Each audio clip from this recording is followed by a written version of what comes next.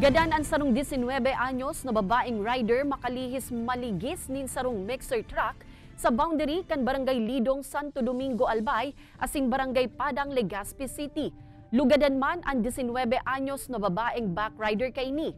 Sa report kan PNP, pigbabaybay kan motorsiklong piglulunadan kan mga biktima ang lugar, alagad pag-abot sa may tulay, nawaranin kontrol ang lunadan huli sa mga baybay sa tinampo, hasta sa nakabangga sa poste asin dagos na nagbagsak ang motorsiklo sa tinampo.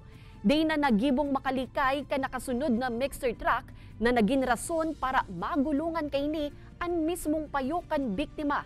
Tulos man na nagsuko ang driver kan truck asin nakatala ang sunadaning kasong reckless imprudence resulting to homicide. Bali, duman kayo sa pinangyarihan, medyo palaog ka po sa boundary, minasalit ang tinampo.